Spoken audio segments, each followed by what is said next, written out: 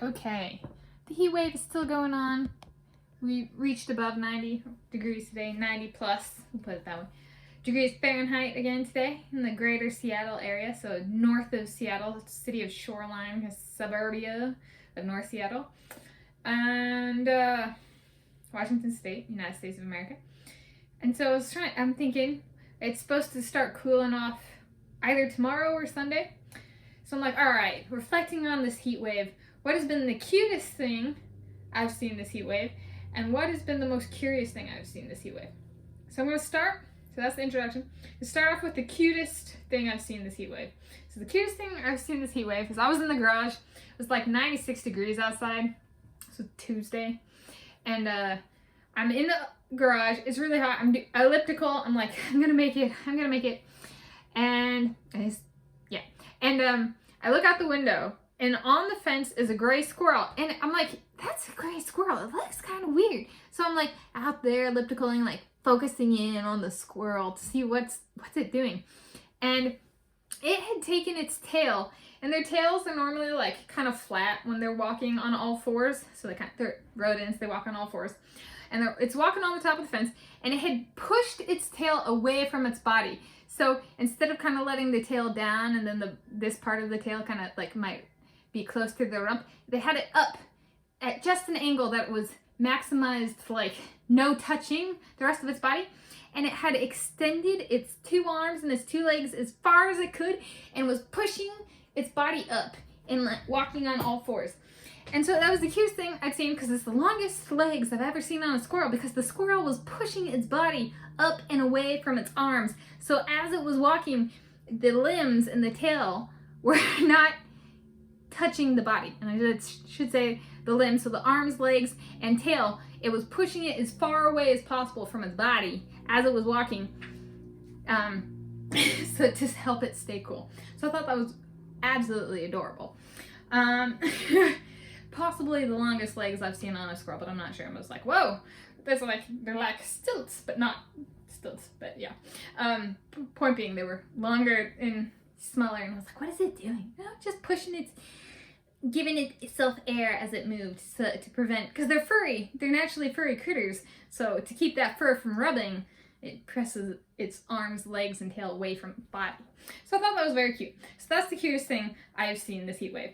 What is the most curious thing I have seen this heat wave? That is actually a two-way tie. So one of the ways I'm handling the heat wave is watching movies.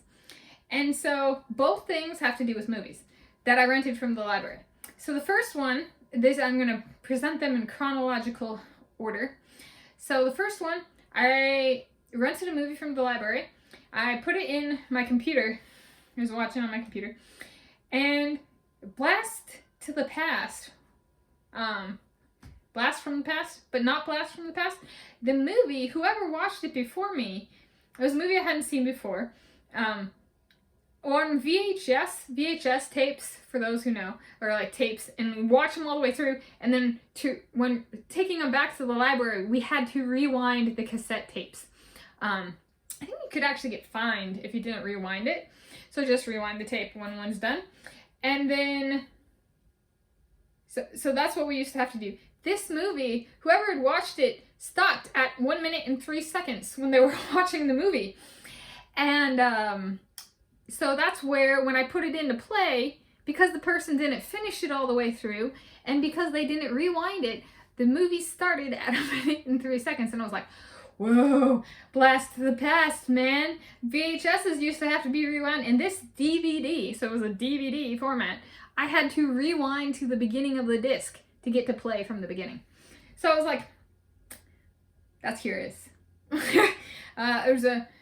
Yeah, there we go. I didn't know that it was actually required to rewind DVDs to the beginning on occasion. Maybe it's just some technological fluke that happened because it's hot outside or whatever, but I was like, I actually had to rewind my DVD to the beginning. That's a curiosity. Okay, so that's the first one. The second one that ties this first one for most curious thing I've seen is that, let's see, today is Friday. Wednesday, I checked out a bunch of movies from the library, and I watched Avengers Endgame, and started watching / finished watching Black Widow that day / the morning after. And so I had 2 movies that I was done. I returned on Tuesday, so the library closed at 8 p.m. I finished Avengers Endgame and took it back to the library at like 8:39 or something like that. It was within the hour, but like closer. I think it was like 8:39. It was 8:39, and so I returned it, and so it didn't get checked back in because people had left for the day.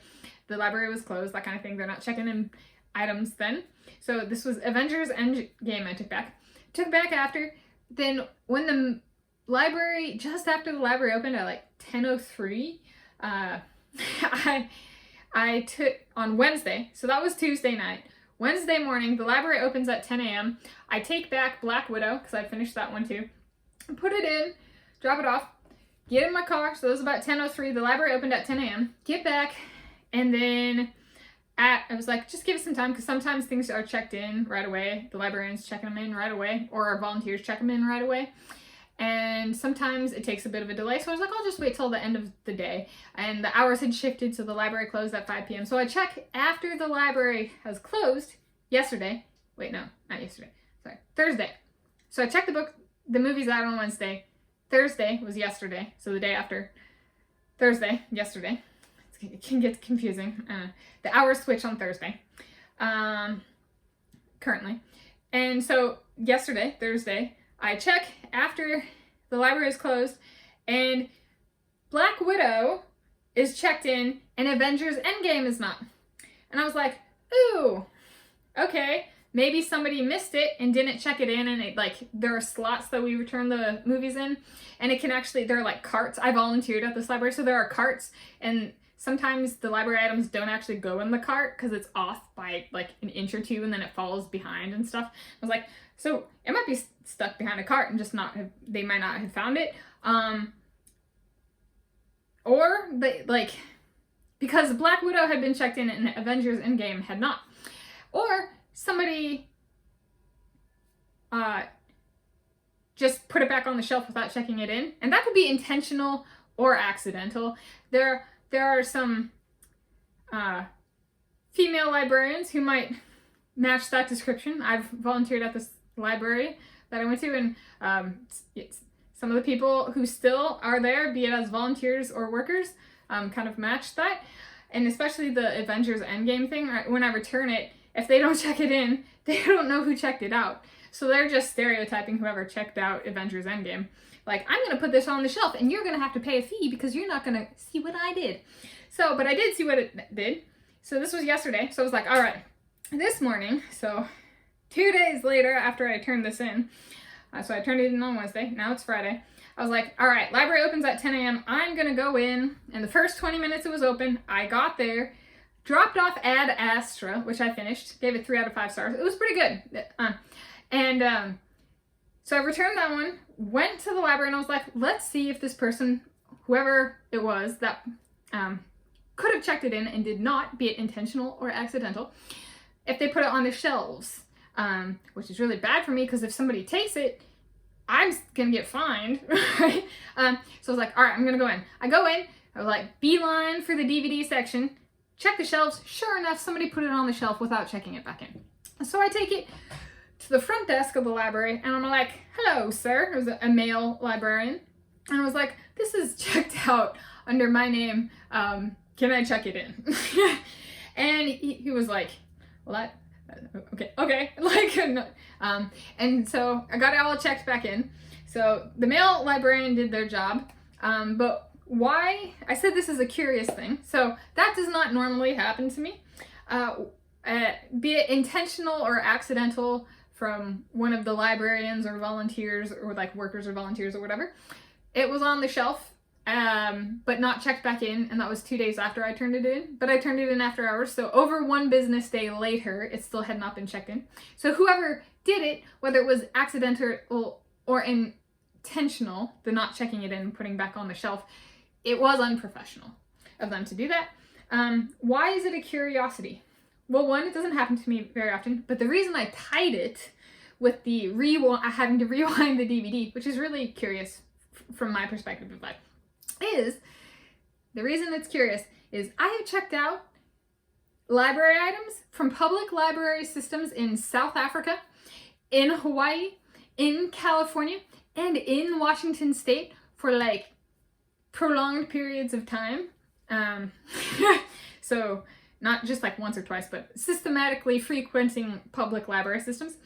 And this occurrence this type of occurrence has only happened to me in the King County Library System in Washington state. Okay, for a place that is home to a number of big tech companies, like where they originated, like Microsoft and Amazon Incorporated and stuff like that, there's a bit of, it's odd that checking in items in the library, which is a technology thing, because it got to be checked in with a computer and electronics, are required to check these items in. I find it very amusing and very curious that South Africa is ahead of the Emerald City, Washington area, King County. This is the King County Library System. So South Africa is ahead of King County, Washington state. Hawaii is ahead of King County, Washington state. And California is ahead of King County, Washington state. So in terms of like technological prowess, there's like, that's curious that the only place I've encountered this in a public library system is King County Library System in Washington state. So that is why it makes the most curious list for this heat wave. And so this is the heat wave, July 2022, greater Seattle area. There's heat waves kind of in a whole lot of places. So we're not unique in being like the only people with a heat wave. No, there's a lot of people with heat waves. Maybe you have a heat wave or had a heat wave or are about to have a heat wave. I don't know. But those are the cutest and most curious things I have experienced / seen this heat wave.